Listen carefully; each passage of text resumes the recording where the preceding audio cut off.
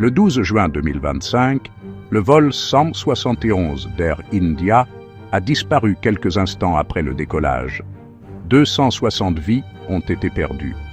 Et dans l'incendie qui a suivi, l'identité même a été effacée. Voici l'histoire de la façon dont la science a redonné un nom à ses victimes. Bienvenue dans les Veilleurs de temps. Cet épisode, la science qui a apporté la certitude aux familles endeuillées et les personnes qui n'ont jamais cessé de chercher des réponses. Les catastrophes aériennes mettent à l'épreuve les machines et les personnes qui les conçoivent. Le vol AI-171 était un Boeing 787-8 à destination de Londres. 32 secondes après le décollage, l'inimaginable s'est produit. Ce qui a suivi fut une seconde crise, plus silencieuse, l'effacement de l'identité. Les visages étaient méconnaissables, les empreintes digitales et les effets personnels détruits. Seul un code restait fiable, l'ADN.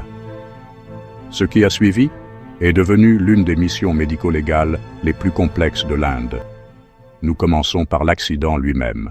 Le 12 juin, par un matin clair, l'AI-171 a roulé et a décollé. Quelques instants plus tard, les deux moteurs ont perdu de la poussée. Les données de vol ont montré que les interrupteurs de commande de carburant se sont mis en position d'arrêt. Pourquoi avez-vous coupé? Je ne l'avais pas fait. À 180 nœuds, l'avion est descendu et a percuté un bâtiment voisin.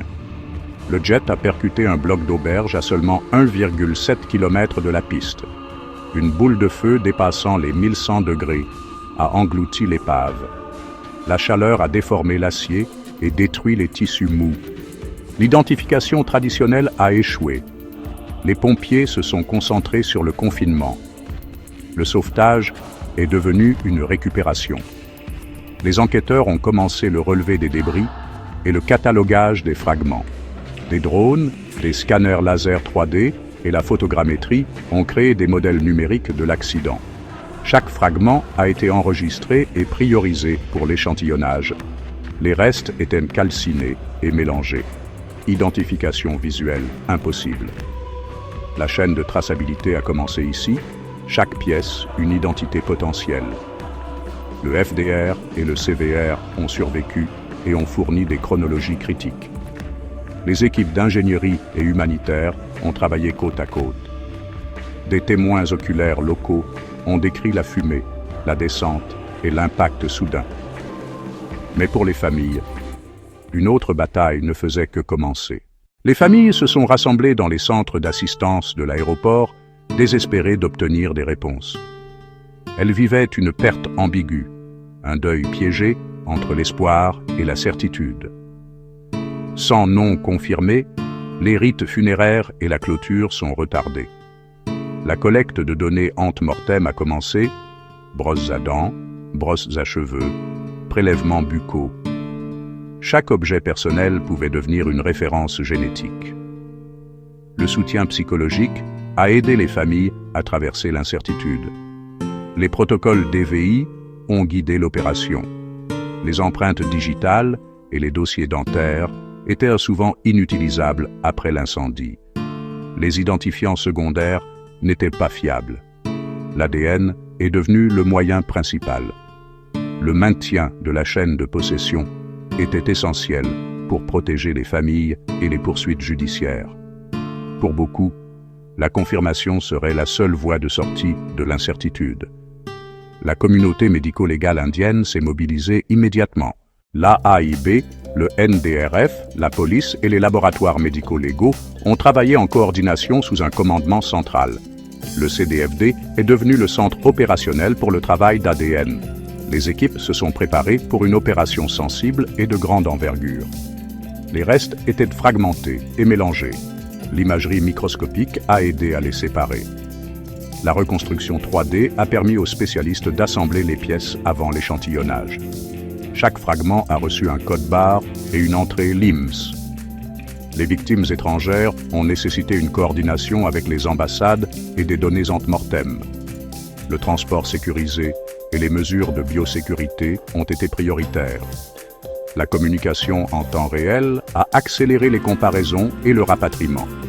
Les équipes se sont appuyées sur les leçons tirées des catastrophes du MH17, du MH370 et d'autres événements à grande échelle. Le codage barre, le suivi du flux de travail et la redondance ont réduit les erreurs. Les équipes de nuit et les collaborations inter-institutions ont maintenu le rythme. L'augmentation de la capacité a nécessité l'exécution de PCR, de mini-STR et de NGS 24 heures sur 24. L'automatisation et un contrôle qualité rigoureux ont garanti des profils fiables. La coordination entre les États et les pays était cruciale. Ensuite, la science qui a rendu l'identification possible. L'ADN est le plan de chaque personne. De minuscules différences définissent l'identité. Les répétitions courtes en tandem, ou STR, agissent comme des codes-barres génétiques. Les profils STR créent des motifs avec des probabilités de correspondance bien inférieures à 1 sur 1000 milliards. L'ADN mitochondrial résiste mieux à la chaleur grâce à ses multiples copies par cellule. L'ADNMT relie les victimes à leurs proches maternels lorsque l'ADN nucléaire est dégradé. Le BBLA-STR est utile pour les liens de lignée masculine. Lorsque l'ADN est dégradé, le mini-STR cible des fragments plus petits. Le SNG séquence de nombreux loci simultanément, résolvant les échantillons mixtes ou de faible qualité. Des logiciels spécialisés et des outils assistés par l'IA aident à comparer les profils aux références familiales. Les appels automatisés étaient toujours examinés manuellement pour éviter les erreurs. Les familles ont donné leur consentement éclairé. Les données n'ont été utilisées que pour l'identification. Des comités d'examen indépendants ont validé les correspondances avant leur publication. Ensemble, ces méthodes ont rendu l'identification possible, même dans les pires dommages. Premièrement, extraire l'ADN des restes ou des objets personnels. Deuxièmement, créer un profil et le comparer aux références familiales. Troisièmement, valider les correspondances et informer les familles avec soin. La précision à chaque étape a protégé les identités et la confiance. Ensuite, un aperçu plus détaillé du flux de travail en laboratoire. Étape 1. Collecter et cataloguer les échantillons. Les codes barres sont entrés dans le LIMS. Des échantillons ant-mortem de proches ont été recueillis. Dents, brosses, prélèvements. Le suivi numérique prévient les erreurs d'attribution. Étape 2. L'os est nettoyé, pulvérisé et l'ADN est extrait. La qPCR mesure la qualité et la quantité pour choisir la bonne méthode. L'amplification commence avec la PCR. L'analyse STR standard produit des électrophérogrammes pour comparaison. Le SNG est utile lorsque les échantillons sont fragmentés ou mélangés. Un logiciel spécialisé résout les mélanges complexes. Les analystes vérifient les résultats. Les profils sont comparés aux références familiales. Des statistiques de correspondance sont générées. Un comité d'experts examine et approuve les identifications. Les notifications aux familles sont gérées par des conseillers formés. Le 28 juin, les 260 victimes avaient été identifiées grâce à ce processus. Chaque confirmation a redonné un nom et a permis de commencer le deuil. Nous allons maintenant examiner quelques cas anonymisés qui illustrent ce travail. Un fragment carbonisé étiqueté PM182 a été associé à une mère par l'ADNMT. La confirmation a permis à une famille d'entamer les rites funéraires. L'ADNMT a permis l'identification là où l'ADN nucléaire avait échoué. Les STR et WAGM-STR ont confirmé la lignée paternelle pour 2 frères. Le processus de validation a assuré une notification précise et respectueuse. Des résultats STR et IG-STR concordants ont donné une grande confiance. Un logiciel avancé a démêlé les mélanges d'ADN à partir de fragments mélangés. Chaque profil séparé s'est traduit par un nom. Un soutien psychologique accompagnait chaque notification. De la perte ambiguë au deuil, l'identification a restauré la dignité. La science, la logistique et la compassion se sont combinés pour apporter une clôture. L'opération a également laissé des leçons pour l'avenir. L'intégration de la technologie et de la compassion est devenue centrale. La coopération internationale a rationalisé une opération de grande envergure.